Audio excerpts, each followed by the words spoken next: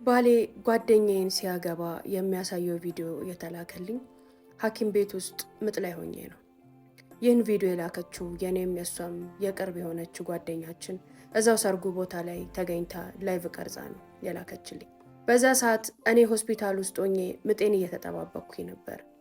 ከትንሽ ደቂቃ በኋላ ተፋፍሞ ከመጣ በሰላም ትገላገያለሽ፣ ትንሽ ጠብቂ፣ ትንሽ ታጋሺ ብለውኝ ሐኪም ቤት ውስጥ እየተንቆራጠጥኩ ባለሁበት ሰዓት አንድ ሜሴጅ ገባልኝ።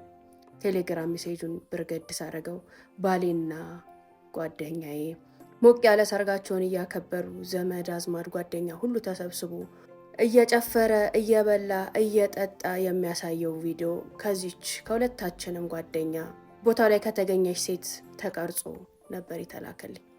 ሀውለት ከትንሽ ደቂቃ በኋላ ምጥሽ ተፋፍሞ ከመጣ በሰላም ትወልጃለሽ፣ ጥሩ ላይ ነው ያለሽው፣ ተረጋጊ ብለው ምጤን እየጠበቅኩ የነበርኩት ሴትዮ መተንፈስ አቃተኝ። እዛው ቀጥ ብዬ ቀረው። እንኳን ብያ ምጬ ልጅ ላወጣ ይቀርና ለራሴ መወስዳት ምስባትና ማስወጣት አንዲት ትንፋሽ እራቀችብኝ። ነርሶቹ ትንሽ ቆይተው ተመልሰው ሲመጡ መጀመሪያ ያዩኝ እኔ የለሁም። ሰውነቴ ተኮማትሮ ትንፋሽ አጥሮኝ ላብ አጥምቆኝ መናገርም መንቀሳቀስም አቅቶኝ አልጋው ላይ ተዘርሬ ነበር። ነርሶቹ ግራ ተጋቡ። ምን ሆነሻል?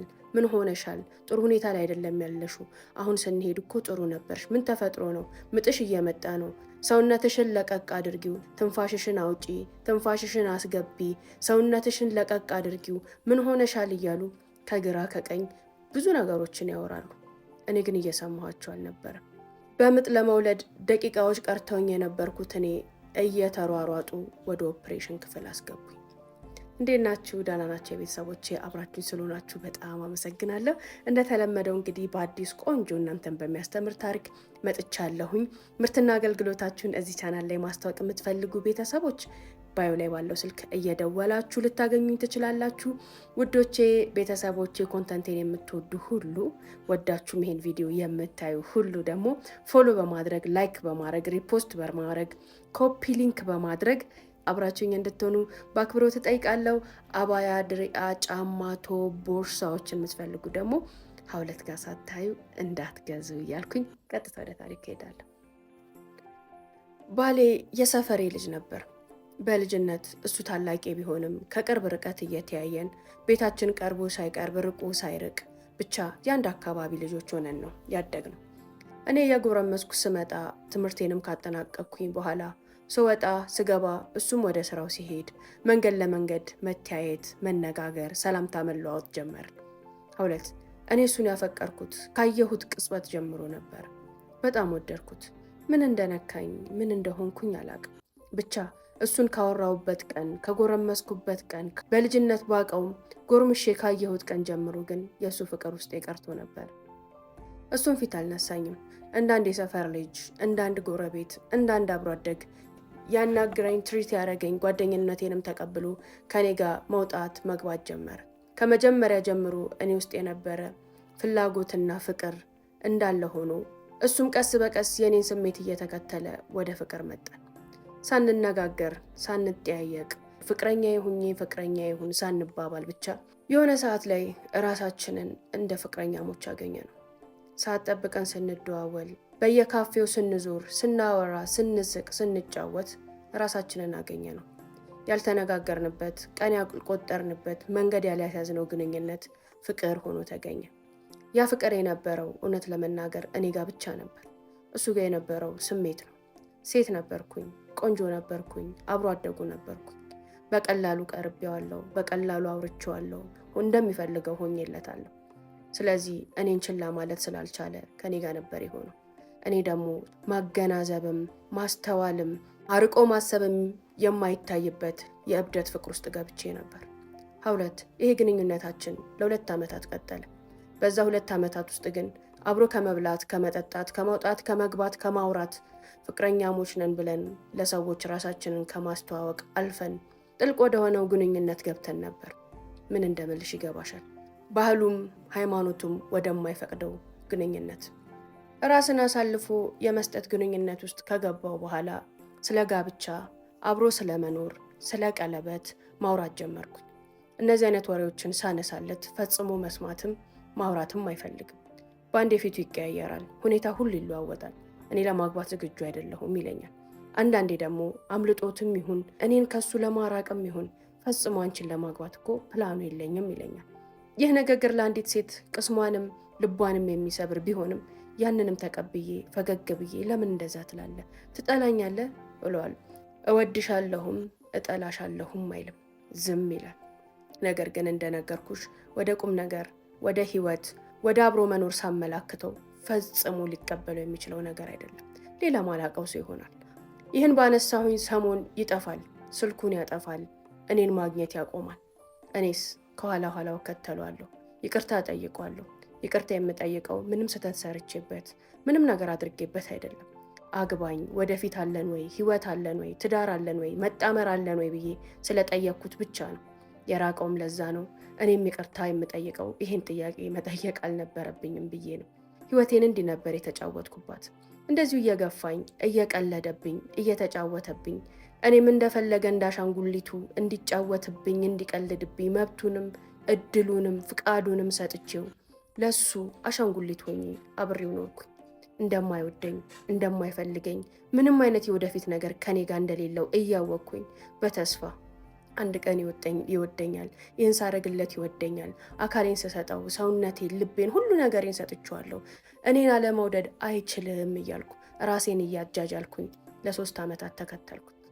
3ኛው ዓመት ላይ ግን ምን ወሰንኩኝ? ምናልባት ባረግዝ ልጅ ቢኖረን እኮ ሊራራ ይችላል፣ ህይወትን ሊያስብ ይችላል፣ ትዳርን ሊያስብ ይችላል ብዬ ሁሌም ያስጠነቅቀኝን ፈጽሞ እንደዚህ አይነት ነገር ከተፈጠረ ራስሽ ላይ ነው የምትቀልጂው፣ ህይወትሽን ነው የምታበላሽው የሚለኝን ንግግሩን፣ ማስፈራሪያውን፣ ዛቻውን ሁሉ ወደ ጎን አድርጌ አረገዝኩኝ። ማርገዜን ወዲያው አልነገርኩትም ነበር። በእርግጠኝነት አስወጪው፣ አልፈልገውም፣ ይቅር እንደሚለኝ አቅ ነበር። ለዛም 3 ወራትን አሻግሬ እንዳረገዝኩኝ ስነግረው የፈራሁት አልቀረም። አበደ። ህይወትሽን አታበላሺ፣ ራስሽ ላይ አትቀልጂ፣ ሴትነትሽን አታጨልሚ፣ እኔ ፈጽሞ አልፈልግሽም፣ ይህን ልጅ አስወርጁ፣ ከኔም ምራቅ ያለ። ለመጀመሪያም ለመጨረሻም ጊዜ እንደዚህ አይነት ምርር ቁርጥ ያለ እውነት አይነገረኝ የዛ ዕለት ነበር። ለህይወት አላስብሽም፣ አልፈልግሽም፣ አልወድሽም፣ ይህን ልጅ አስወርጁ፣ ህይወትሽን አታበላሽ ያለኝ። እኔ ግን አሻፈረኝ ብዬ ወደፊት ሄድኩኝ። አላስወርደውም፣ አንተም ታገባኛለህ፣ እኔም እወልደዋለሁ አልኩ።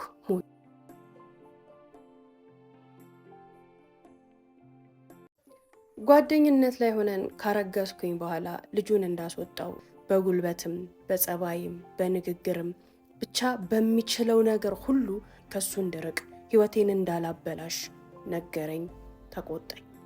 እኔ ግን አሻፈረኝ አልኩ። ያኔ ከዚህ በኋላ ህይወትሽ ነው ተወጪው፣ እኔ አጠገብ እኔ ዙሪያ ላይ እንዳላይሽ እንዳላገኘሽ ብሎ ከዙሪያ የራቀ። እንደነገርኩሽ ትንሽ ቢራራቅም የሰፈር ልጆችንን እንተዋወቃለን። ቤተሰቦቻችንም የሚተዋወቁ ሰዎች ናቸው። እናቱ በጣም መልካም ደግ የዋህ ሴት መሆኗን አውቃለሁ። ልጅም ለእናቱ ታዛዥና መልካም ልጅ እንደሆነ አውቃለሁ። ያደረኩት ነገር ጥሎኝ ከሄደ በኋላ እናቱ ቤት አንኳኩቼ ቀጥ ብዬ መሄድ ነበር። እናቱ የዚህን ያህል ቅርርብ፣ ንግግር፣ ትውውቅ ባይኖረንም የማን ልጅ መሆኔን ማን መሆኔን በደንብ ያውቃሉ። ሳያዩኝ ሰላም አሉኝ፣ ግን ደነገጡ። ጋብቼን አልሰሙም። እርጉዝ መሆኔ እንኳን እናት ወልዳ ያሳደገች ሴት ይቅርና የትኛውም ሰው ትኩር ብሎ ሲያየኝ የማስታወቅበት ደረጃ ላይ ነበርኩ። አስገቡኝ። ምን ሆነሻል? የከሌ ልጅ አይደለሽ እንዴ አሉኝ። አዎ የከሌ ልጅ ነኝ። መቼ ነው ያገባሽው? ሰርግ ሳትጠሩኝ በላችሁ እንዴ ብለው እንደ መቀለድ አሉ። አውቃለሁ አሽሙሩ እንዳላገባው በደንብ ያውቃሉ። ሳታገቢ ግን እንዴት አረገሽ ብለው ሊፋጠጡኝ አልፈለጉም። እኔም ፈገግ ብዬ እማማ ስለዚህ ጉዳይ ላይ አናገራችሁ ነው የመጣሁት አልኳቸው። ድንጋጤያቸው ከመጀመሪያው በላይ ፊታቸው ላይ ሲነበብ ተሰማኝ። ምን ነው ልጄ ምን ሆነሻል አሉኝ። ያረገዝኩት ከልጆት ነው ስላቸው በተቀመጡበት ሰውነታቸው ሲንቀጠቀጥ አየው ነበር። ምን አልሽ አሉኝ። ስሙን ጠርቼ እኔና እሱ ለ3 ዓመታት ፍቅረኛሞች ነበርን። ይህ ነገር ከመፈጠሩ በፊት እንዲያገባኝ ብዙ ለምኜው ነበረ። አጋጣሚ ግን ይህ እርግዝና ተፈጠረ። እንዳስወርደው ነግሮኝ ነበር። እኔ ግን ለህይወቴ ፈራው፣ ፈጣሪዬንም ፈራው። አሁን ማርገዜን ሲያቅና እንደማላስወርደውም እርግጠኛ ሆኜ ስነግረው ጥሎኝ ሄደ። እርሶ እናት ኖት፣ ልጆች አሉት፣ አማልዱኝ አልኳቸው። ልጄ ሂጂ፣ እኔ ልጄን አናግሬ እነግርሻለሁ ብለው ክፉም ደግም ሳይናገሩ ከቤት ሸኙኝ። ሰላም አለይኩም ወራህመቱላሂ ወበረካቱ። ቤተሰቦች እንዴት ናችሁ? ዛሬ በፓርት 2 ተገናኝተናል። አብራችሁኝ ስለሆናችሁ በጣም አመሰግናለሁ። ፎሎ፣ ላይክ፣ ሪፖስት፣ ኮፒ ሊንክ ቢያንስ 50 ጊዜ ኮፒ ሊንክ እያረጋችሁ አብራችሁኝ ቆዩ።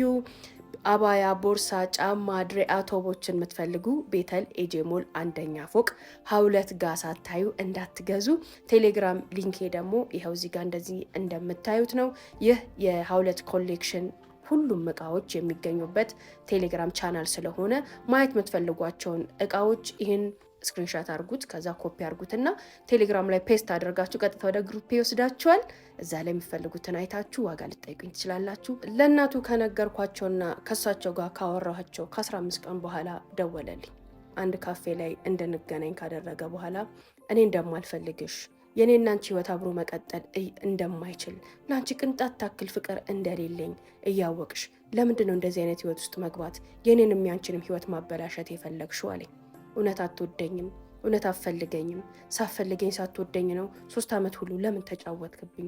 ለምን አብረኸኝ ሆንኩ? መጀመሪያውኑ ካልወደድከኝና ካላፈቀርከኝ ከዙሪያዬ ለምን አላክም? አልፈልግሽም፣ አላፈቅርሽም፣ የሚያፈቅርሽ የሚወድሽም ፈልጊ ብለ በመጀመሪያዎቹ ቀናቶች ላይ እንደምወድህ እንደማፈቅር እያወቅ ለምን ከህይወትህ አላስወጣኸኝም እያልኩኝ ተናገርኩት እያለቀስኩ። እኔ ወንድ ልጅ ነኝ፣ አንቺ ግን ሴት ልጅ ነሽ አለኝ። ምንድን ነው ልዩነታችን አልኩት። ይኸው የአንቺ ህይወት እንደዚህ ተበለሻሽቶ ቀርቷል። እኔ ግን ነገም ከነጎዲያም እድል አለኝ። ስለ ራስሽ ስለ ህይወትሽ ማሰብ ያለብሽ አንቺ እንጂ እኔ አይደለሁም። በብዙ ምልክቶች በብዙ ነገሮች እኔና አንቺ አብረን መኖር እንደማንችል መጋባትም መግባባትም እንደማንችል ነግሬሻለሁ፣ አሳይቼሻለሁ። ድንጋይ ነው ካልተባልሽ አንቺ አይገባሽም እንዴ ብሎ ስድብ ጀመረ። ምን ማለት ነው አልኩት። የራስሽን ውሳኔ መወሰን የራስሽ መብት ነበረ። ትልቅ ሰው ነሽ፣ አድገሻል፣ ህፃን ልጅ አይደለሽም። ስለ ህይወትሽ የምታውቂው አንቺ እንጂ እኔ አይደለሁም። ቀድሞውኑ ምርጫሽን እንድትመርጪ መንገድሽን እንድትለይ ከእኔ እንድትርቂ በብዙ መንገዶች ያሳይቼሽ ነግሬሽ ነበረ አለኝ።